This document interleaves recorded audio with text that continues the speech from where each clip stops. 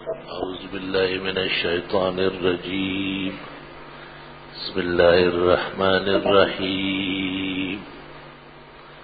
وداود وسليمان إذ يحكمان في الحرث إذ نفشت فيه غنم القوم وكنا لحكمهم شاهدين ففهمناها سليمان وكلنا آتينا حكما وعلما وسخرنا مع داود الجبال يسبحن والطير وكنا فاعلين وعلمناه صنعة لبوس لكم لتحصنكم من بأسكم فهل أنتم شاكرون ولسليمان الريح عاصفة تجري بأمره إلى الأرض التي باركنا فيها للعالمين ومن الشياطين من يغوصون له ويعملون عملا دون ذلك وكنا لهم حافظين.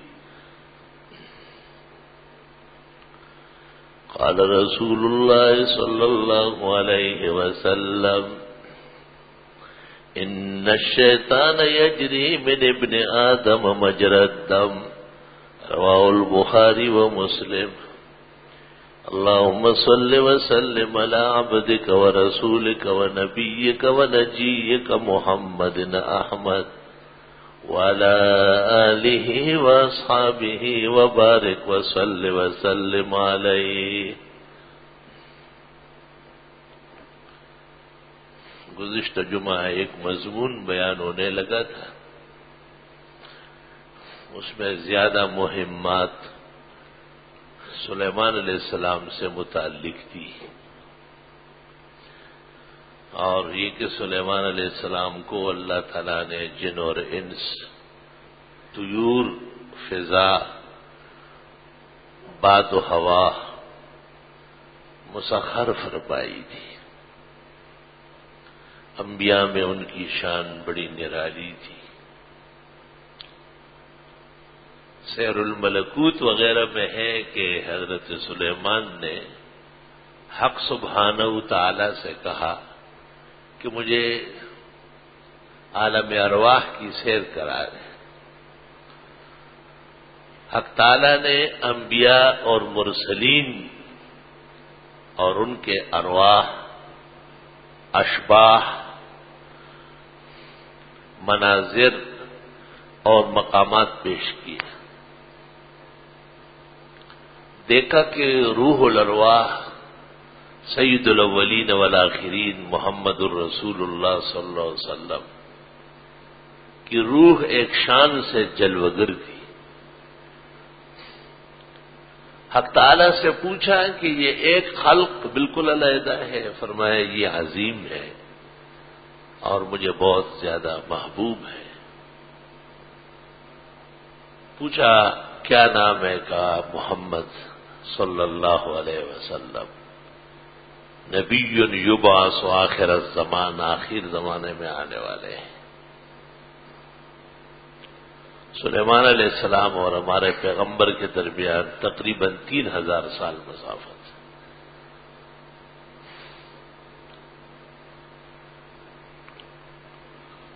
فرمایا کہ اس پیغمبر کی کیا خصوصیت ہے، کیا شان ہے؟ آپ نے کہا حق سبحانہ و تعالی نے کہ یفتخر الفقر علی الغنا، یہ مال اور دولت کے مقابلے میں مال و دولت کا نہ ہونا اس پر خوش رہے.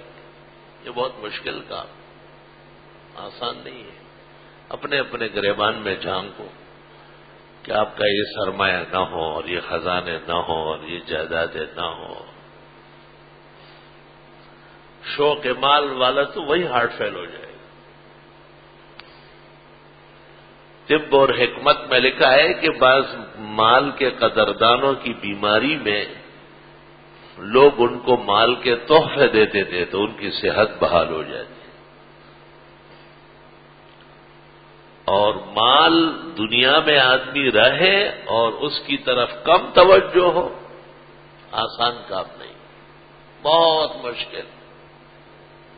ساری رات کھڑے ہو کر نفل پڑھنا آسان ہے، 6 مہینے مسلسل نفلی روزے رکھنا آسان ہے، ہر سال حج پہ جانا آسان ہے، روزانہ 100 گائے کٹانا اور بکرے اور فقراء مساکین کا پیٹ بھرنا آسان ہے، لیکن الافتخار علی الافتقار مہم جدا وصعب کبیر، بہت مشکل کام ہے۔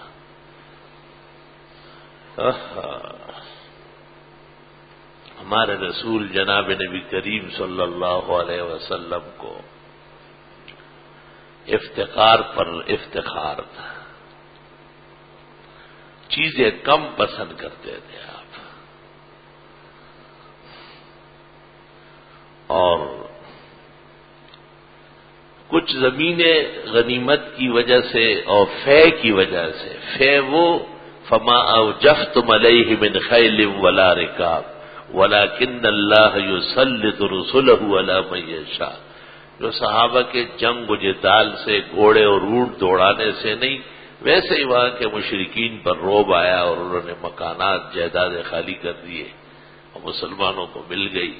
حکم یہ ہے کہ وہ مکمل پیغمبر کا ہے، پورا، اس میں کوئی شریک نہیں، لیکن محدثین کہتے ہیں حضرت نے کبھی بھی قبول نہیں فرمایا۔ آپ سال بھر کے اپنے نان نفقہ بیویوں کا اور اپنی بیٹی فاطمہ الزہرا کا علیحدہ کر کے بقیہ مال بیت المال میں جمع فرما لیتے تھے۔ اللہ اکبر۔ حضرت بیمار تھے اور گھوڑے سے پسل گئے تھے اور پسلیوں پر اور ٹانگوں پر کچھ ورم آئے تھے۔ اس وقت آپ نے بیٹھ کر امامت کی اور صحابہ پیچھے کھڑے تھے، اور یہ بھی امامت کا ایک طریقہ ہے کہ اگر امام معذور ہوا تو وہ بیٹھ سکتا ہے، حنفیہ کا موقف بالکل یہی ہے، جبکہ وہ رکوع و سجدہ، رکوع بھی اشارے سے اور سجدہ تو پورا کرے گا، تو پیچھے مقتدی کھڑے ہو کر نماز پڑھیں گے۔ ایک موقع پہ آپ نے ان کو بھی بٹھایا تھا، بعض اماموں کا یہ کہنا ہے کہ امام بیٹھ کر پڑھائے تو قوم بھی بیٹھ جائے، لیکن آخری نماز جو آپ نے پڑھائی، آپ بہت بیمار تھے، بیٹھے ہوئے تھے اور قوم پیچھے کھڑی تھی، اور امام بخاری کہتے ہیں یہی اصل ہے، یہی امام اعظم کا بھی فقہ و موقف ہے، الحمدللہ۔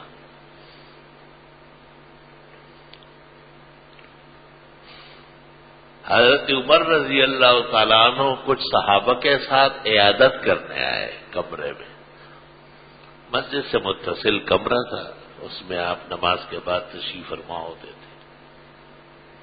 جیسے ایک مثال دیتا ہوں تاکہ آپ کا ذہن کھل جائے۔ حضرت عمر تشریف لائے، معلوم ہوا یہ لوگ ملنے آئے، حضرت جس پلنگ پر تشریف فرماتے اس پلنگ پر نیچے کوئی چادر یا گدیلا نہیں تھا، نرے بان پر آپ لیٹے ہوئے تھے، اٹھ بیٹھے تو پیٹھ پر اور پہلوؤں پر بان کے نشان تھے۔ تو حضرت عمر جیسے جبل من جبال الاستقامہ، اتنے بڑے استقامت کے پہاڑ ان سے نہیں رہا گیا، اور ان کی آنکھیں آنسو سے بھر آئی اور کہنے لگے، کیسر اور کسرا بادشاہ روم اور فارس تو مزے کر رہے ہیں، اور خدا کے پیغمبر اس تکلیف میں ہے، اللہ تعالیٰ سے دعا کرے کہ وہ ساتھ دے ہمیں۔ آپ نے یہ سنتے ہی یکدم حضرت عمر کو کہا، وفیہاں انتا، واہ، آپ ابھی تک ان باتوں میں پڑے ہوئے، یہ کوئی بات تھی جو تم نے کہہ دی؟ اما ترضا ان تکون لہم الدنیا ویکون لنا العقبی، آپ اس پر راضی نہیں ہے کہ ان کو دنیا مل جائے اور ہمیں اللہ آخرت کی خوشیاں بکمال نصیب فرمائے۔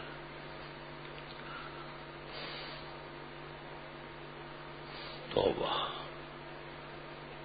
کیا استقامت، کیا مضبوطی اور پختگی اللہ نے پیغمبر کو دی۔ آپ نے دنیا سے ایسی نفرت فرمائی۔ جب معراج تشریف لے جا رہے تھے تو راستے میں قیامت تک ہونے والے احوال کھل گئے تھے، اللہ نے کھول دیے تھے۔ ایک بوڑھی بیٹھی ہوئی تھی، بڑی پریشان، غمزدہ، بکھرے بال، میلا کچیلا حال، اور یا محمد یا محمد یا محمد نعرے لگا رہی تھی۔ تو جبریل کی طرف آپ نے دیکھا، جبریل نے اشارے سے کہا ہاں جواب نہ دینا۔ جب حضرت آگے بڑھے اس کی آوازیں ختم ہو گئی تو آپ نے فرمایا، جبریل بہت پریشان تھی، کون تھی؟ فرمایا یہ دنیا، یہ دنیا تھی، لو اجبتہا لغوت امتوں کا، جواب دے دیتے پوری امت گمراہ ہو جاتی۔ میں نے استادوں سے پوچھا تھا کہ کس طرح گمراہ ہوتی؟ استاد نے عجیب بات کہی کہ ہر صدی اور اس دور میں بھی ایمان کا جب مال سے تصادم آ جاتا ہے تو مومن مال نہیں لیتا، کہتے ہیں چھوڑے، ہمیں کیا ضرورت ہے، ہم کوئی مرزائی قادیانی تو نہیں ہے، ہم سکھ ہندو تو نہیں ہے، ہم کو تو حلال پیسہ چاہیے، حرام ہے۔ یہ اس کی برکت ہے کہ آپ نے دنیا کو ٹھکرایا ہے، آواز نہیں دی، بخلاف اور مذاہب کے۔ یہ جو آغا خانی ہے اور بورے بورے ہے، آپ کو پتہ ہے ان کا مذہب اقتصادیات ہے۔ ان کا مذہبی شخص کہہ دیتا ہے کہ اس وقت فلاں کام میں ہاتھ ڈالو، بہت پیسہ ہے، چٹ پٹ یہ اسی کام میں لگ پڑتے ہیں۔ ہمارا میدان یہ نہیں ہے۔ فتویٰ جب لکھا جا رہا تھا کہ نام نہاد اسلامی بینکاری غیر اسلامی ناجائز و حرام ہے، اور اس کو نافذ کرنے والوں سے سخت غلطی ہو گئی، اور اس کی وجہ سے جائز نہیں ہے کہ لوگ اس کو اسلامی سمجھ کے کریں۔ تو فقہا کے اجلاس میں یہ بات ہو گئی کہ اس کا متبادل نظام کیا ہے، تو ہم نے ان کو جواب دیا کہ متبادل نظام تو نفع و نقصان، مضاربت و مشارکت ہے بغیر سود کے، اور وہ ہو نہیں رہی۔ یہ ایک جواب تھا۔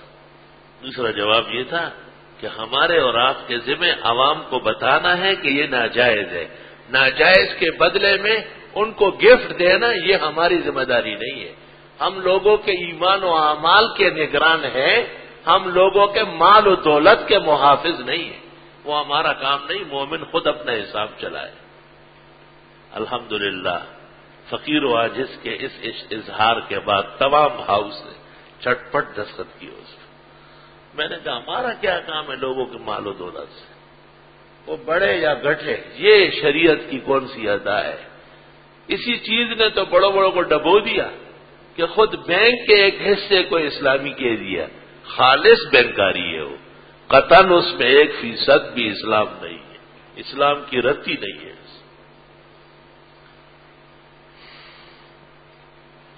یفتخر الافتقار علی الغنا، یہ پیغمبر فقیری، مال کی کمی اور تنگ دستی کو اختیار فرمائیں گے مالداری کے مقابلے میں۔ تو اگر رسول اللہ صلی اللہ علیہ وسلم اس کو اختیار نہ کرتے تو پھر لوگ اس کو سن بھی نہیں سکتے تھے، اور لوگ کہتے تھے کہ نہیں پھر ہمارے پیسے کم ہو جائیں گے، ہم کو تو بہت پیسے چاہیے، اور ہم کو معاذ اللہ استغفر اللہ ایسا دین نہیں چاہیے جس میں پیسے نہ ہو۔ لوگ پھر آج لوگ ایسا نہیں کہتے، مالداران پوچھتے ہیں کہ ہم مال و دولت سمیت فقیر رہنا چاہتے ہیں، کیسے رہیں؟ اللہ دکھاتا ہے۔ میں نے ایک ایسے شخص کو دیکھا، ہمارے کچھ لوگ یہاں واز سن رہے ہیں، قدیم ساتھی، ان کو پتا ہے، ایک ایسے شخص کو میں نے دیکھا کہ جن کے 37 مل ہے، 37 ملوں کا مالک، اور یہ فلاں پاپلین اور یہ فلاں لٹا یہ سب انہی کا بن رہا ہے۔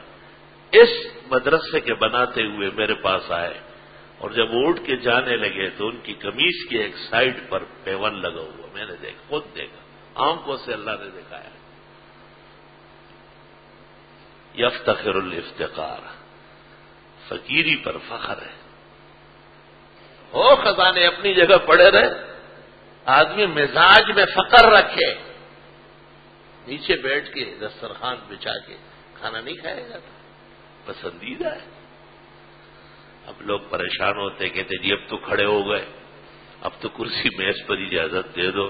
یہ بات درست بھی ہے کہ اب تو مشترک طعام ہوتا ہے، مرد اور عورتیں اکٹھے اور کھڑے ہو کر کے، تو کھڑے ہونے کے مقابلے میں پھر میز کرسی مناسب ہے۔ اللہ اصل بات تو وہی ہے کہ جب کوئی رکاوٹ اور پریشانی نہ ہو تو نیچے ہی دسترخوان بچھے۔ یہ افتقار ہے، افتقار پر فخر ہے۔ اور جب حضرت کی خدمت میں تکیہ رکھا گیا کھانے کے دوران تو آپ نے تکیے پہ ہاتھ رکھا، وہی کہ وہی تھما دیا اور فرمایا لا آکل متکئا، ٹیک لگا کے نہیں کھاؤں گا، انما آکل کما یاکل العبد، میں کھاؤں گا جیسے خدا کا محتاج بندہ کھانا کھاتا ہے، ٹیک لگا کے اور ٹانگ پہ ٹانگ ڈال کر۔ یہ تو فرعونوں کا طریقہ ہے، میں ایسا کبھی نہیں کر سکتا صلی اللہ علیہ وسلم۔ یفتخر الافتقار علی الغنا، لا الہ الا اللہ۔ اور فاطمہ جب تشریف لائی تھی، خاتون جنت، لخت جگر رسول، بطول ہذہ الامہ، سیدۃ النساء الجنہ، اور فرمایا کہ کچھ کنیزیں چاہیے ہو، کچھ غلام چاہیے، بہت دنیا کو دی ہے آپ نے، ہمیں بھی دے، تکلیف ہے گھر میں۔ ایک روایت میں ہے کہ چکی چلا چلا کے ہاتھوں پہ سوتے پڑ گئے، سودے آ گئے، ورم آ گئے۔ عائشہ صدیقہ اپنی روحانی اور امی کو کہا تو انہوں نے کہا حضرت آتے ہی عرض کرتی ہوں۔ حضرت تشریف لائے اور انہوں نے بتایا، آپ نے کچھ فرمایا نہیں۔ جب رات کا وقت ہو گیا تو آپ ان کے گھر گئے، علی اپنے پلنگ پر تھے، فاطمہ اپنے پلنگ پر، آپ نے کہا علی رسلکما، جیسے ہو ایسے رہو، اٹھنے کی اجازت نہیں۔ بے تکلف باتیں گھروں میں اچھی لگتی ہیں۔ اولاد کا یہی طریقہ ہو کہ فوراً آداب بجا لائے اور بڑے منع کرے کہ بس آرام سے رہو۔ حضرت دونوں کے بیچ میں بیٹھ گئے اور پھر فرمایا کہ آپ کو غلام کنیزیں چاہیے، آپ پیغمبر کی بیٹی ہیں، آپ کے والد پیغمبروں کے سرتاج ہیں، آپ کو ایسی چیزیں دیتا ہوں جو غلاموں کنیزوں سے بہت بہتر ہے۔ رات کو سوتے وقت 33 مرتبہ سبحان اللہ، 33 مرتبہ الحمدللہ، 34 مرتبہ اللہ اکبر پڑھے، یہ غلام اور کنیزوں سے افضل ہے۔ آپ مجھ سے 100 روپے مانگنے آئے اور میں آپ کو کہوں کہ آپ وظیفہ کریں تو آپ تو مجھے کہیں گے لے مولانا کا دماغ کام نہیں کرتا، کیونکہ خالص دنیا دار لوگ ہیں، دین بالکل برائے نام ہے، اور پیغمبر تمام اموال اور غنائم کا مختار، اس امت کے سید و سند، اور فاطمہ سے آپ کو جو قلبی تعلق تھا بیان سے باہر ہے۔ محبت اتنی تھی کہ جب فاطمہ آتی تو حضرت قیام کرتے اور فرماتے کیوں نہ قیام کروں اس کے لیے جس کے لیے قیامت کے دن ملائک بھی قطاروں میں کھڑے ہو گئے۔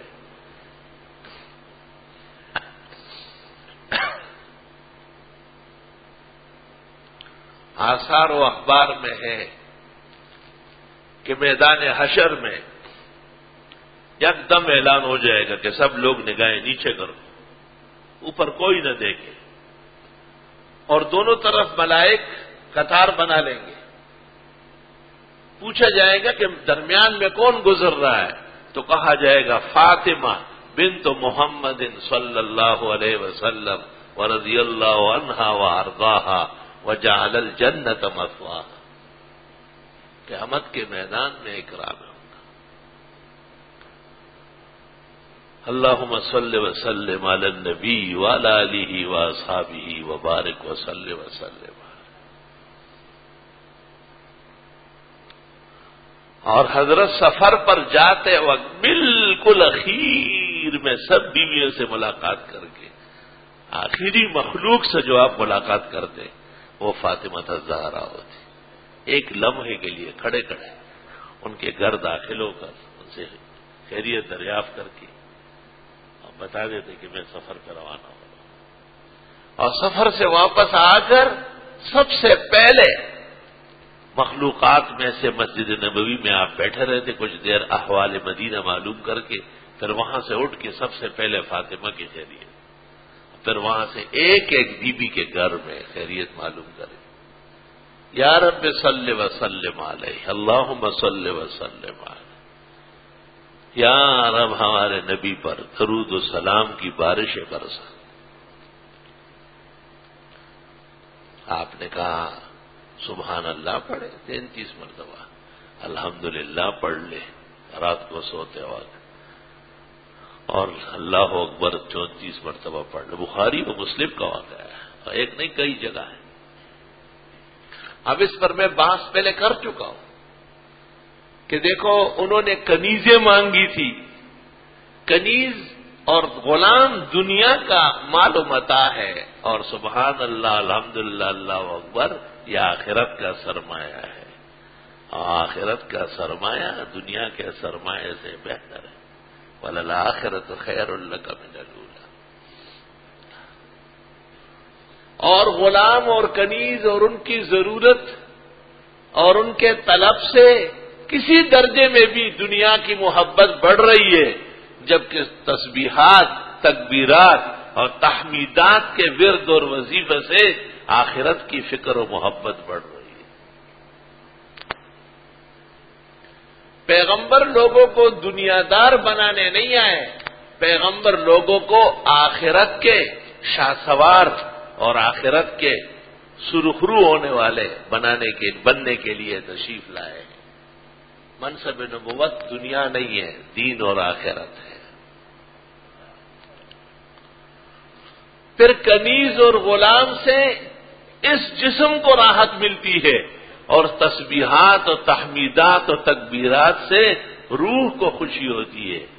اعلیٰ بذکر اللہ تطمئن القلوب.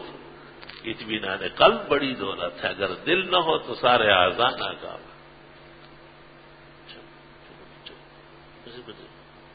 انہیں کو دے دو. پھر یہ بھی بڑی عجیب بات ہے کہ دنیا کا مال و متاع غلام اور کنیزیں یہ تو آج ہے اور کل نہیں ہوگی, لیکن والباقیات الصالحات خیر عند ربک ثوابا, نیک اعمال تو ختم ہونے والے نہیں ہیں. پیغمبر وہ ذخیرے بتاتے ہیں جو ہمیشہ ہو اور ہمیشہ رہے. سبحان اللہ 33 مرتبہ, الحمدللہ 33 مرتبہ, اللہ اکبر 34 مرتبہ. جس طرح دنیا کے اندر مال و دولت سے غلام اور کنیزوں سے راحت اور خوشخوشی ملتی ہے, عزت سمجھی جاتی ہے, اس طرح آخرت میں وہ شخص خوش ہوگا, اس کی بڑی عزت ہوگی, بڑا مقام اور مرتبہ ہوگا جس نے دل و جان سے راحت سے اور تو اور رات کو سوتے وقت بھی اللہ کا ذکر تسبیح کر کے سویا ہو.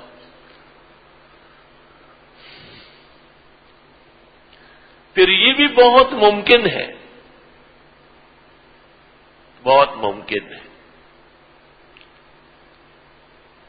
کہ جو لوگ اللہ تعالی کے ذکر پر متوجہ رہتے ہیں اور نمازوں کے بعد اور پھر اس طرح رات کو سوتے وقت تسبیحات و تحمیدات و تکبیرات کر کے سوتے ہیں, اللہ ان کے لیے یہی غلام اور کنیز ہے. علماء اور بزرگان دین کے کتنے خدام ہوتے ہیں, ان کو وہ تنخواہیں دیتے نہیں, دعائیں لینے کے لیے, دعائیں لینے کے. بزرگان دین کہیں جاتے ہیں, سب لوگ فرش کی طرح بچ جاتے ہیں. اہل محفل فرش محفل بن گئے، بزم میں آیا وہ اس انداز سے.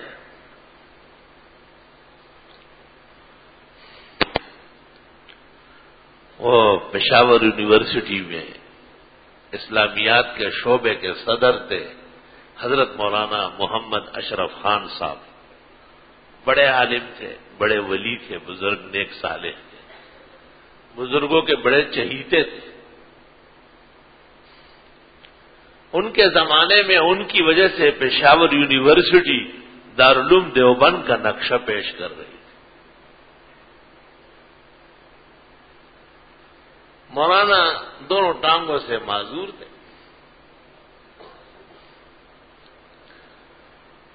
وہ ایک کلاس سے دوسرے کلاس روم میں جب جاتے تھے تو کوئی انجینئر یا ڈاکٹر حضرت کو اپنے کندھے پہ اٹھاتے تھے. مولانا جب ان کے کندھوں پر بیٹھ جاتے تھے تو پڑھتے تھے سبحان الذی سخر لنا ھذا وما كنا له مقرنین وانا الى ربنا لمنقلبون. تو ہمارے دوست اور بزرگ میر حتم نے پوچھا، بہت بڑے ڈاکٹر ہے، کہ حضرت کیا پڑھ رہے ہو؟ کہا میر حتم میں کوئی تنخواہ دیتا ہوں؟ دے سکتا ہوں. آپ یونیورسٹی آپ کو کتنے اعزاز و اکرام دیتی، مجھ فقیر کو تم اپنے کندھوں پر بٹھا کر لے چلتے ہو. اللہ کا شکر بجا لاتا. سبحان الذی سخر لنا ھذا وما كنا له مقرنین وانا الى ربنا لمنقلبون. ڈاکٹر اور انجینئر کے اوپر بیٹھ کر ایک کلاس روم سے دوسرے کلاس روم جاتے تھے. ہمارے یہاں بھی تشریف لائے. اور پشاور تبلیغی مرکز میں ڈاکٹر فدا احمد خان نے تقریر میں کہا، او لوگو، تم کو یہ معلوم ہے کہ معین الدین چشتی نے شیر کی سواری کی اور فلاں بزرگ نے ہاتھی کی اور فلاں بزرگ نے ریچھ کی اور فلاں کی. آؤ مولانا اشرف صاحب انسانوں کی سواریاں ڈاکٹر اور انجینئروں کی کرتا ہے. اے میری بیٹی فاطمہ، تمہیں غلام اور کنیزوں سے بہتر وظیفہ بتاتا ہوں.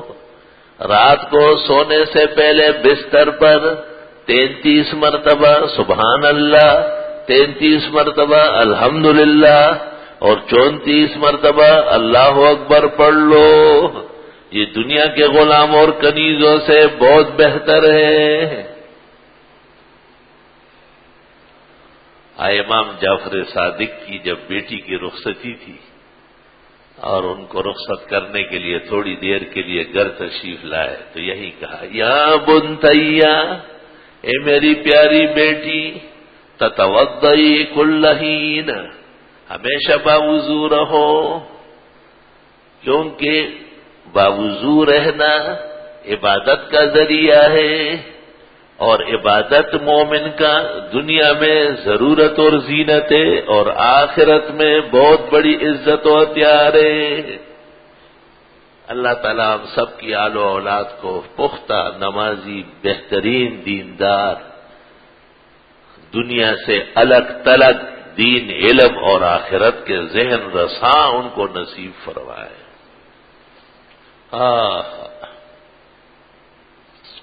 لا الہ الا اللہ استغفر اللہ واتوب الیہ. نمازوں کے بعد جو ہم اور آپ پڑھتے ہیں 33 33 34، یہ بھی وہی وظیفہ ہے، لیکن یہ تنگ دست صحابہ نے دریافت کیا تھا. عجیب بات ہے کہ اس کے پوچھنے والے بھی سعالیق مہاجرین تھے، تنگ دست لوگ، اور انہوں نے کہا یہ مالداران بہت خرچ کرتے ہیں مجاہدین پر، جہاد پر، دین پر، یہ تو بہت بڑے مقامات تک پہنچ جائیں گے.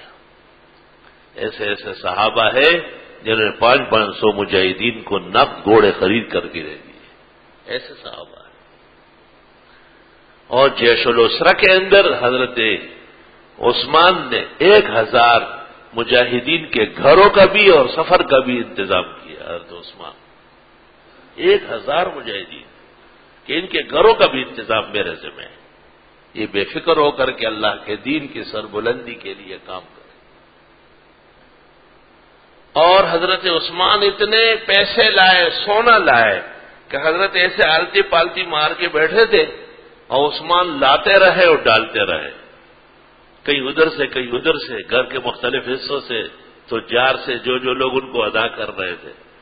تو جب حضرت کی یہ جھولی بھر گئی اور نیچے گرنے لگے، جمع ہونے لگے، تو آپ نے کہا عثمان لو لم تعمل بعد ھذا لکفاکا، آج کے بعد اگر آپ کوئی اور نیکی نہ کرے یہی آپ کی مغفرت کے لیے کافی.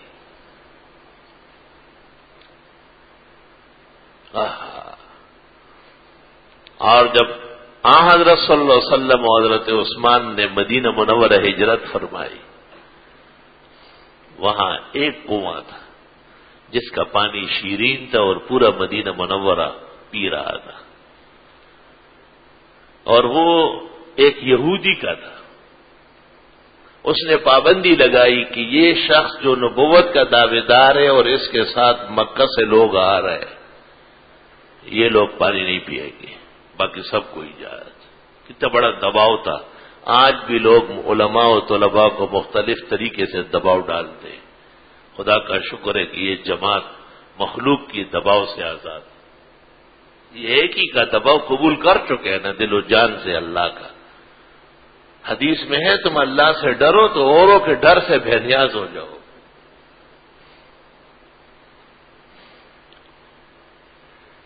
حضرت عثمان رضی اللہ تعالیٰ کو پتہ چلا. آپ اس یہودی کے پاس گئے اور ان سے کہا کیا حال ہے کنویں کا؟ کہ بس یہ شخص آیا ہوا ہے، مکے والوں نے نکال کے یہاں بھیجا ہے اور اس کے ساتھ بہت لوگ ہر طرف سے آ رہے ہیں، ان کو نہیں پینے دوں گا، باقی سب کو اجازت ہے. تو حضرت عثمان نے کہا تم کیا کرو گے، کس طرح روکو گے؟ ان کو پیاس لگے گی اور پانی پینے کا ذریعہ یہی ہے. تو بہتر یہ نہیں ہے کہ آپ اس کنویں کو بیچ دیں، تو کوئی دوسرا شخص آ جائے گا وہ خود حفاظت کرے گا. اس نے کہا یہ تو بہت اچھا ہے. حضرت عثمان نے اس کے ساتھ ریٹ طے کیا. مورخین لکھتے ہیں کنویں کی جو عام قیمت تھی اس سے 100 گنا زیادہ ریٹ لگائی. حضرت عثمان نے کہا 200 گنا کر دے، یہ کم ہے. اس نے کہا بہت اچھا. حضرت عثمان نے پیسے ادا کر لیے اور اس کو کہا آپ کیا ملک ختم ہو گیا، کنواں میرا ہے؟ انہوں نے کہا بالکل. حضرت عثمان نے اعلان کیا سب سے پہلے مسلمان پھر اور انسان و حیوان سب یہاں سے پانی پیے. یہودی کو چل.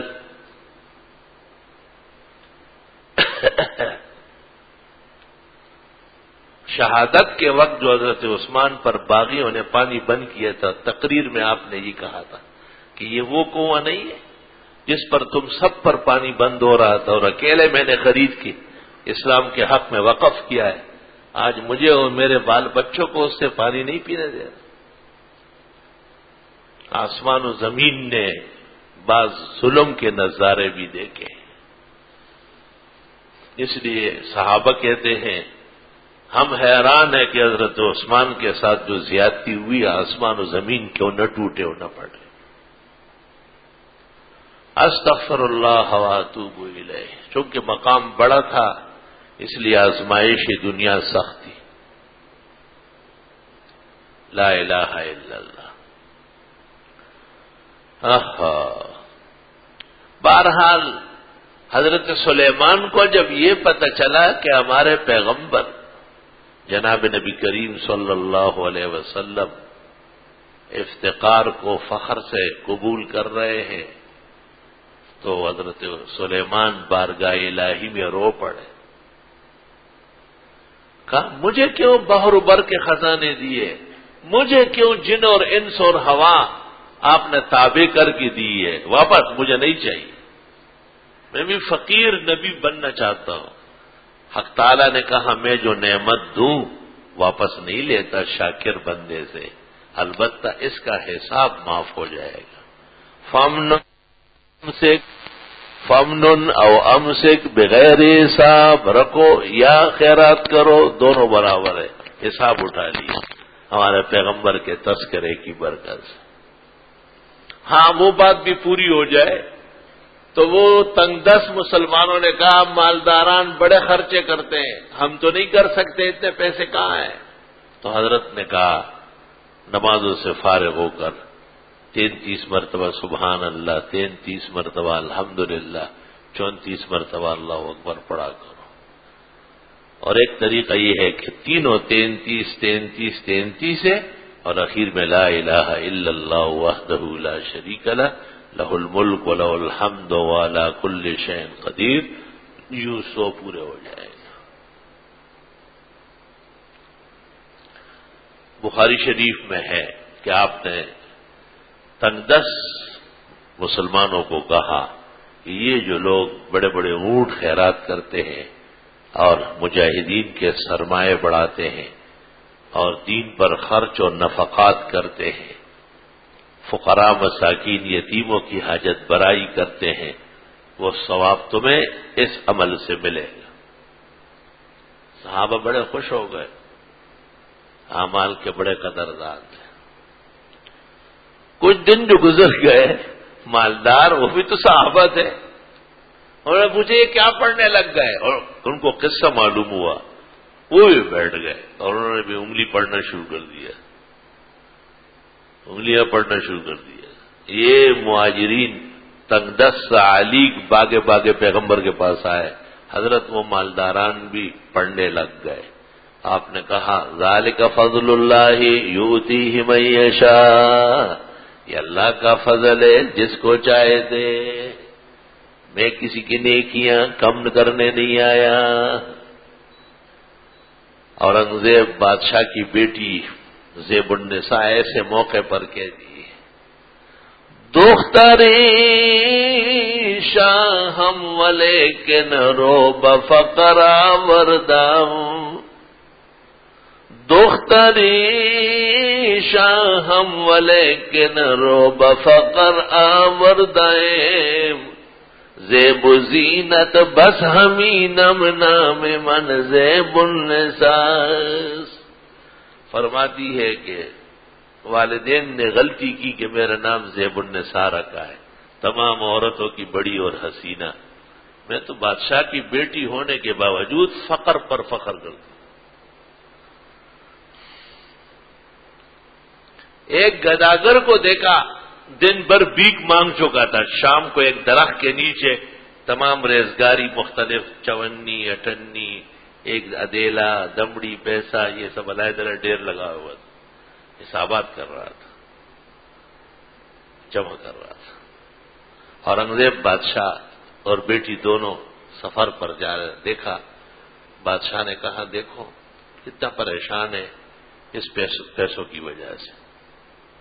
بیٹی نے کہا ابا جی یہ تو صرف ان پیسوں کا حساب دے گا، اور آپ سے رنگون اور برما سے لے کے کاشغر اور غزنی زابل و کابل تک سلطنت کے ایک ایک حصے ذرے کا حساب لیا جائے گا، کہیں ایسا نہ ہو کہ قیامت کے دن آپ اس سے زیادہ فقیر کھڑے ہو، یہی سے انتظام فرمائے۔ اورنگزیب غریب، ہائے ہائے ہائے سبحان اللہ، قرآن مجید اپنے ہاتھ سے لکھتا تھا، آخری قرآن کا ایک نسخہ ہمیں ملا ہے بڑی شان سے، آج سے 20 سال پہلے اس کی قیمت 9 لاکھ روپے تھی، ایک شخص نے 9 لاکھ کے خرید کر اس عاجز کو تحفہ پیش کیا کہ آپ اس کے حقدار ہیں اور میں نے آپ کے لیے خریدا ہے۔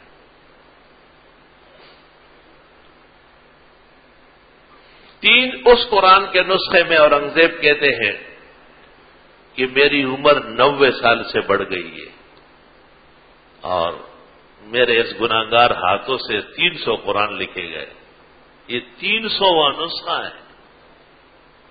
رمضان شریف یکم رمضان سے عید کی رات تک معتکف ہوتے تھے، سوائے علماء اور طلباء کے کسی اور کو آنے کی اجازت نہیں، باہر فوج کھڑی ہوتی تھی، سلطنت کی ایک بات اندر نہیں آتی کہ بس مجھے اپنے اللہ کو راضی کرنے کا یہ مشق کرنے دو، اس دوران لکھتے تھے۔ اللہ اکبر و کبیرہ۔ اور بادشاہ کیا ہے وہ نسخے کل کے کل 300 قرآن مختلف ملک میں موجود پائے گئے، ایک نسخہ ضائع نہیں ہوا، کیونکہ اللہ انبیاء علیہ السلام کے بارے میں فرماتے تھے کہ وہ محنت اور مشقت کرتے تھے، اللہ تعالیٰ نے ان کے رزق میں برکت ڈالی تھی۔ ہمارے پیغمبر جناب رسول اللہ صلی اللہ علیہ وسلم کامل و اکمل پیغمبر ہے اور پورا نظام حیات لائے، مالداروں کے لیے طریقے نکالے کہ آپ صحیح طرح زکوٰۃ دیں، فقیر مسکین کی حاجات پوری کریں، اور ترمذی کے حدیث میں کہا وفی مالک حق سوى الزکات، زکوٰۃ کے علاوہ بھی حقوق ہے، وہ بھی ادا کرنے پڑے گے۔ اور آپ نے فرمایا روزانہ آسمان سے 2 فرشتے اترتے ہیں، ایک آواز لگاتا ہے اللہم آتی ممسکن تلفا، خدایا جو نہیں دیتا اور ہے اس کے پاس اس کے خزانے منجمد فرما، اس کے اموال پر قہر نازل فرما، اس کا مال اس کی بے عزتی اور تباہی کا سبب بنا۔ مال ہے اور خرچ نہیں کرتا، وہ دیکھ رہے ہیں کہ دین والے تڑپ رہے ہیں اور پھر بھی اس میں جذبہ نہیں آ رہا ہے، یہ مال دیر تک نہیں رہے گا، یہ وبال ہوگا۔ تو دوسرا فرشتہ آواز لگاتا ہے اللہم آتی منفقا خلفا، خدایا جو دے رہے ہیں تیرے ہاتھ پہ پھر ان کو خوب عطا فرما، خدایا یہ خرچ اور یہ نفقہ، یہ دین پر خرچ اور تعاون اس کی مغفرت، اس کی نجات، اس کی عزت، ضرورت، فضیلت کا ساز و سامان بنا۔ لا الہ الا اللہ۔ بہرحال حضرت سلیمان علیہ السلام کو ایک طویل و عریض حکومت دی گئی تھی، لیکن علماء لکھتے ہیں وقت کم تھا، صرف 50 سال عمر تھی، اور ہمارے پیغمبر جناب رسول اللہ صلی اللہ علیہ وسلم کو عمر کم دی گئی لیکن نبوت بڑی دی گئی، قیامت تک، قیامت تک آپ پیغمبر ہیں، اس لیے تو کوئی اور نہیں آ سکتا، اجازت نہیں، اللہ نے منع کیا ہے اور آپ کو فرمایا ہے وَلَٰكِن رسول اللہ وخاتم النبی۔ یہ مغرب سے پہلے یا عصر کے بعد جب آدمی عصر پڑھ لے، نفل کیوں منع ہے؟ فرض کے اعزاز میں، کہ بس یہی کافی ہے۔ فجر کی نماز سے پہلے صرف 2 رکعت سنت، فجر کی نماز کے بعد سورج نکلنے تک چھوٹی ہوئی سنت پڑھنا بھی جرم ہے، بعد میں سورج نکلنے، یہ وقت کیوں فارغ ہے؟ یہ 2 رکعت فرضوں کا اعزاز ہے۔ عید کے دن کیوں اشراق جرم ہے، چاش حرام ہے؟ عید کی 2 رکعت کافی ہے نا، کیا اشراق بازی اور چاش بازی کرتے ہو؟ روز پڑھنا اور آج نہ پڑھنا یہ ثواب اور عبادت کا مقام ہے، عقل چاہیے، ایمان چاہیے سمجھنے کے۔ ہمارے رسول جناب نبی کریم صلی اللہ علیہ وسلم کے اعزاز میں، کمال نبوت میں، فخر و افتخار میں، قیامت تک نبوت پا محمد باندے تمام شو نشت پسل محمد انبیاء رحمان بابا علیہ رحمت وئی، نبوت ہر طرح آپ پر ختم ہو گئی۔ امام الاسر مولانا انور شاہ فرماتے ادراک بختمست و کمالست بخاتم عبرت بخواتم کے در دور آخری، آپ کو ہر طرح کمال، ہر طرح عزت شرف سے مالا مال کیا تو قیامت تک آپ کا زمانہ لمبا فرما دیے۔ اللہ تعالی امت کو ان نعمتوں کے شکر کرنے اور پورے دین اپنانے کی توفیق عطا فرمائے۔ وآخر دعوانا الحمد للہ حمدا کثیرا وسبحان اللہ بکرۃ واصیلا، اللہ اکبر کبیرا، اشہد ان لا الہ الا اللہ وحدہ لا شریک لہ، واشہد ان سیدنا ومولانا محمدا احمد عبدہ ورسولہ، ارسلہ اللہ تعالی الى کافۃ الخلق بین یدی الساعۃ بشیرا ونذیرا وداعیا الی اللہ بإذنہ وسراجا منیرا۔ اللهم صل وسلم على سيدنا ومولانا محمد وعلى آله وأصحابه وبارك وسلم عليه. أما بعد فأعوذ بالله من الشيطان الرجيم. إن الله اصطفى لكم الدين فلا تموتن إلا وأنتم مسلمون. يا أيها الذين آمنوا اتقوا الله حق تقاته ولا تموتن إلا وأنتم مسلمون. وقال الله تعالى إن الدين عند الله الإسلام ومن يبتغ غير الإسلام دينا فلن يقبل منه وهو في الآخرة من الخاسرين. وقال الله تعالى هو الذي أرسل رسوله بالهدى ودين الحق ليظهره على الدين كله وكفى بالله شهيدا. وقال النبي صلى الله عليه وسلم من أحدث في أمرنا ما ليس منه فهو رد. وقال صلى الله عليه وسلم لا يؤمن أحدكم حتى أكون أحب إليه من والده وولده والناس أجمعين.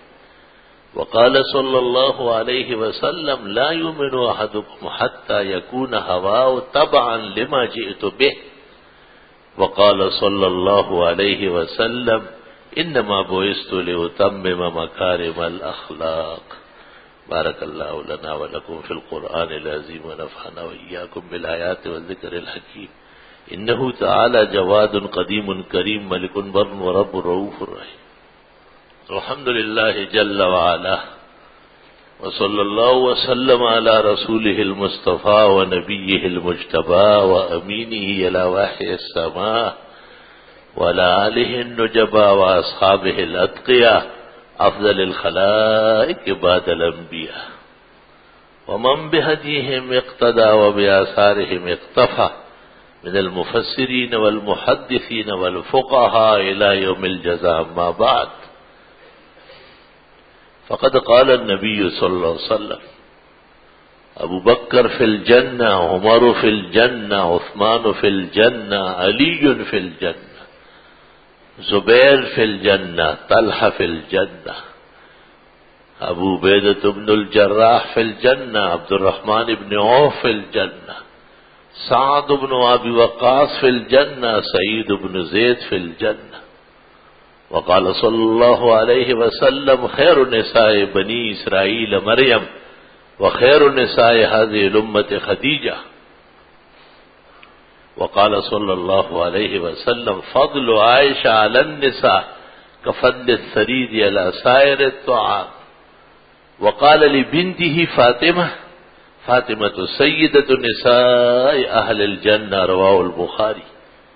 وقال صلی اللہ علیہ وسلم اللہ فی اصحابی لا تتخذوهم غرضا من بعدی فمن احبهم فبحبی احبهم ومن ابغضهم فببغضی ابغضهم وخیر القرون قرنی ثم الذین یلونهم ثم الذین یلونهم. وقال صلی اللہ علیہ وسلم لا تسبوا اصحابی فإن أحدكم لو أنفق مثل أحد ذهبا ما بلغ مد أحدهم ولا نصيفا. إن الله يأمر بالعدل والإحسان وإيتاء ذي القربى وينهى عن الفحشاء والمنكر والبغي يعظكم لعلكم تذكرون. صفحہ سیدھی فرما لیجیے. نماز کے آداب میں سے ہے سر ڈھکنا. ضرورت کے لیے مسجد کی موجود صاف ستھری ٹوپیاں قابل استعمال ہیں. مرد کے لیے ضروری ہے شلوار کے 5-6 ٹخنوں سے اوپر. صفحہ سیدھی فرما لی جائے. صفوں کی درستگی نماز کی صحت اور نماز کے حسن دونوں کے لیے ضروری ہے. الحمدللہ رب العالمین. اللہم انت السلام ومنک السلام تبارک یا ذا الجلال والاکرام. مسلمان مرحومین کی بخشش کی دعا فرمائے. جامعہ کے فاضل اور خادم اظہار کی پھوپھی کا انتقال ہوا ہے. دعا فرمائے اللہ تعالیٰ ان کی مغفرت فرمائے. پسماندگان کو صبر و اجر عطا فرمائے. اور جہاں کہیں علماء اولیاء صلحاء کلمہ گو مسلم ایمان پر رخصت ہوا ہے اللہ ان کی بخشش فرمائے. مسلمان بیماروں کو رب العزت صحت شفا عطا فرمائے، ملک میں اور بیرونی ملک مسلمانوں کو عزت آفرینی نصیب فرمائے۔ کفار اور شیاطین نے مسلمانوں کو زخم پہنچانے کے لیے جو اکٹھ کیا ہے اور سامان جمع کیا ہے، یا اللہ ان کے ارادے ناکام فرما، خدایا ان کے منصوبے اور ان کی سازشیں نامراد فرما، کل عالم کے مسلمانوں کی اور ان کے دین و دنیا کی عزت و افتخار کی حفاظت فرما، عاقبت بخیر فرما، خیر سگالی عافیت حفاظت و نصرت قدم قدم پر نصیب فرما، دعائیں قبول فرما، مراد عطا فرما، مشکلات حل فرما، دین و دنیا کی عزت و افتخار سرخروئی اور سعادت عطا فرما۔ حضرت الاستاذ شیخنا المکرم حضرت اقدس مولانا عبدالحنان سے دامت برکاتہم کی عمر شریف میں برکت فرما اور ان کا وجود مغتنم دیر تک سلامت فرما، جن خوشیوں کے لیے ادارے کی سرپرستی کے لیے تعلیمی سال کی ابتدائے دعوات صالحہ کے لیے ان کے مبارک قدم ہم سرمایہ سمجھتے ہیں، اللہ اس کی برکت سے ہر طرح حفاظت، نصرت، علم و عمل کی ترقی، محلے میں، شہر میں، ملک میں اللہ مسلمانوں کو امن، سکون، عزت، وقار عطا فرمائے۔ وصلی اللہ تعالی علی خیر خلقی محمد وآلہ واصحابہ اجمعین برحمتہ۔ بسم اللہ الرحمن الرحیم۔ جو آگے بڑھ رہے ہیں وہ نمازیوں کا خیال رکھیں۔ انہوں نے پوچھا ہے کہ میں عشاء کی نماز کے ساتھ 8 رکعت قیام اللیل پڑھتا ہوں، کیا 4 کر کے پڑھوں یا 2 کر کے؟ امام اعظم امام ابو حنیفہ رحمہ اللہ کے نزدیک 4 کر کے پڑھنا افضل ہے، اور ائمہ کے ہاں 2 اختیار ہے، کبھی کبھی 4 پڑھو، کبھی کبھی 2 کر کے پڑھو۔ کیا رمضان میں تہجد اشراق پڑھ سکتے ہیں؟ وطر پڑھنے والا وطروں کے بعد نوافل نہ پڑھے، تہجد اور قیام اللیل تراویح میں شامل ہے۔ سحری میں اٹھ کر کی بھی اسے تہجد پڑھنے کی اجازت نہیں ہے، کیونکہ وہ وطر پڑھ چکا ہے، اور پیغمبر کا حکم ہے کہ وطر رات کی آخری نماز ہے، اور جو اس حدیث کے خلاف کر کے تہجد یا نفلیں پڑھے گا وہ ثواب نہیں پائے گا۔ اندیشہ ہے کہ مخالفت حدیث کی وجہ سے عذاب کا شکار نہ ہو جائے، اور جو اتنی بڑی بات کو نہیں سمجھتے ہیں ان کے لیے عقل کی دعا کر لیں۔ غیر عید الفطر کی نماز سے پہلے میٹھا کھانے کی سنت اصلاً کیا ہے؟ چونکہ رمضان شریف گزرا ہے، اس لیے عید کی نماز کے لیے جاتے وقت کچھ شیرین یستحب و یکون تمرن و وطرن للرضا میں بہتر ہے کہ کھجورے ہو اور 3، 5، 1 ہو۔ سورج نکلنے کے آدھے گھنٹے بعد اشراق کے بعد چاش کی نماز پڑھ سکتے ہیں۔ اصل میں اشرقہ کے معنی تو ہے سورج نے کرن مارا، چمکا، تو وہ تو آدھے گھنٹے، پون گھنٹے تک ہوتا ہے، اور دہق کے معنی ہے سورج کی شعاؤں سے زمین سفید ہو گئی، اس لیے 1.5 گھنٹے کے بعد سے لے کے 3-4 گھنٹے تک چاش کا وقت۔ اہلیہ بدعتی ہونے کی وجہ سے میرے ہر کام میں آڑے آتی ہے اور ہر وقت لڑتی رہتی ہے، اس کی آواز گھر سے باہر تک جاتی ہے اور طلاق مانگتی ہے۔ حضرت کوئی دعا بتائے، اللہ تعالیٰ آپ حضرات کو آپس میں محبت الفت دے، انہیں خاوند کی اطاعت اور آپ کو بیوی رکھنے کا غیرت جذبہ نصیب کر لے۔ نومولود بچی کا خدیجہ نام رکھنا کیسا ہے؟ بہتر ہے؟ یہ نام خدیجہ ہے یا خود ہی خدیجہ ہے؟ شان والی، عزت والی۔ غیر مسلم یعنی عیسائی خواتین سے گھر کے کپڑے دھلوا سکتے ہیں؟ ہاں، جب کوئی ظاہری نجاست ان کے ہاتھوں پر نہ ہو، کہ کچھ لوگ بینک کی زکوٰۃ کے کاٹنے سے بچنے کے لیے زکوٰۃ حلف نامہ داخل کرتے جس میں اپنے آپ کو اہل تشیع ظاہر کرتے، یہ غلط ہے، اور برضائے خواہش اپنے آپ کو مرزائی یا شیعہ لکھنے سے ایمان سلب ہو جائے گا۔ ایسا کرنے والوں کو دوبارہ ایمان اور نکاح کرنا پڑے گا۔ جنگلی کبوتر جو عمارتوں میں بسیرا کرتے ہیں پکڑ کر کھائے جا سکتے ہیں؟ یہ فضول سوال ہے کہ عمارتوں میں بسیرا، عمارتوں میں کریں یا جنگل میں کریں، کبوتر حلال ہے، کھایا جا سکتا ہے۔ جو امام نماز میں قاف کو کاف اور اسی طرح متعدد غلطی کرتے ہیں، کیا ان کے پیچھے نماز پڑھی جا سکتی ہے؟ پہلی بات یہ ہے کہ وہ اس سے پوچھا جائے کہ وہ قاف اور کاف کو جانتا ہے یا نہیں۔ اگر جانتا ہے تو پھر اس سے مخرج کا پتہ کرے، اس کے صفت کا پوچھ لے۔ جب وہ اپنے حساب سے صحیح پڑھ رہا ہو تو اس کا قول معتبر ہوگا، آپ کا قول غلط و فضول ہوگا۔ ہمارے محلے میں ایک دیوبند کی مسجد ہے اور ایک جماعت اسلامی کی ہے۔ اکثر ہماری نماز جب دیوبند کی مسجد کی چھوٹ جاتی ہے تو ہم دوسری مسجد میں جانا پڑتا ہے۔ معلوم یہ کرنا ہے کہ جماعت اسلامی کی مسجد میں مولانا مفتی محمد شفیع صاحب مفتی اعظم پاکستان نے فتویٰ بابت جماعت اسلامی جواہر الفقہ جلد اول میں لکھا ہے کہ جو شخص عقائد میں مولانا مودودی سے متفق ہو اس کے پیچھے نماز نہیں ہوتی اور اس کے اقتداء میں نماز پڑھنے سے پرہیز فرمائے۔ سرخ رنگ کی ٹوپی پہننے کا کیا حکم ہے؟ کبھی کبھی خیر ہے، ہمیشہ نہیں۔ محفل حسن قرات کروانا اور اس طرح محفل نعت کروانا صحیح ہے، درست نہیں ہے، یہ بدعت کے قبیل میں سے۔ حکومت کے کون سے قوانین کی پابندی ہمارے لیے ضروری ہے؟ بس جو قانون شریعت کے خلاف نہ ہو اور انسانی مصلحتوں سے متصادم نہ ہو، بقیہ امور میں حکومت کے نظم و نسق کو قائم رکھنے کے لیے اطاعت واجب ہے۔ فطر کے بعد قضا نماز پڑھ سکتے ہیں، قضا تو نفل نہیں ہے، وہ تو فرض ہے۔ ایک آدمی نے حرام مال سے مسجد تعمیر کرائی، اس کا ثواب اس کو ملے گا یا نہیں؟ نہیں، حرام مال کا تو مستقل گناہ اور جرم ہے۔ البتہ مسجد بننے سے جو مسلمانوں کو فائدہ ہوا ہے وہ فائدہ اس کو مل جائے جب اس کے دل میں صحیح توفیق توبہ ہو اور اس حرام مال کو واپس کرنے یا تلف کرنے کا جذبہ ہو۔ امید ہے کہ آگے چل کر اس کا گناہ معاف ہو جائے اور مسجد میں نمازیں پڑھنے سے جو مسلمانوں کو آرام و راحت ہے اس کی وجہ سے اللہ اس کی بخشش کر دے۔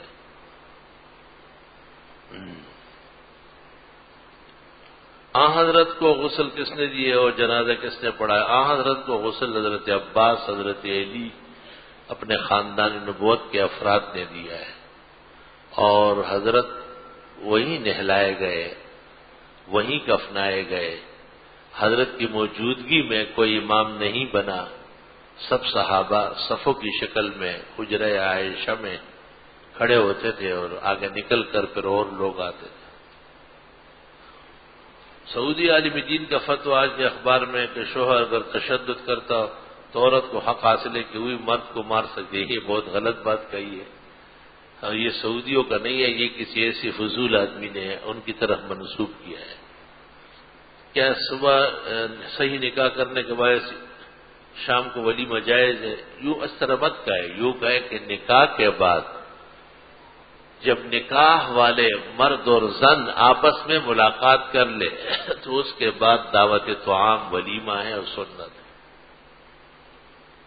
قبرستان میں لوگوں نے اپنی برادری کی جگہ مخصوص کی ہے اور اس جگہ کے اندر نماز کی جگہ بھی بنائی، اس جگہ نماز پڑھنا کیسا ہے؟ قبرستان میں جہاں تک ہو سکے نماز نہ پڑھی جائے، لیکن اگر وقت ایسا ہے کہ قضا ہونے کا اندیشہ ہے تو جب جگہ غیر قبر ہے اور اس کے آگے رکاوٹ دیوار کھڑی ہے اور قبر اور نمازی کے درمیان تو نماز پڑھنا درست ہے۔ البتہ امام احمد ابن حنبل مطلقاً قبرستان میں مردوں کے ہوتے ہوئے نماز کے قائل نہیں ہیں۔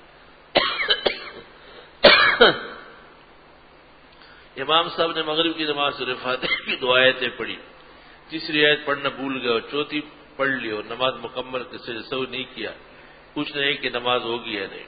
ایک آیت چھوٹنے سے فرق نہیں پڑتا، بغیر سجدہ سہو کے نماز صحیح ہے۔ سورہ فاتحہ کی 7 آیتیں، ایک اخناکم وفیہا نعیدکم ومنہا نخرجکم تارۃ اخری، کفن میں جو گرے ہوئے وہ کھول دے اور مردے کا منہ قبلے کی طرف موڑ دے، طرف ریت یا پٹی دے۔ دفنانے کے بعد قبر پر تلاوت ہوتی ہے، دعا ہوتی ہے، بعض جگہ واعظ نصیحت ہوتی ہے، بیٹھنا مناسب ہے۔ امام بخاری نے اس پر باب قائم کیا جسے القبر وقعود کے بعد لوگ بیٹھ جائے اور ایک شخص واعظ نصیحت قبر سے متعلق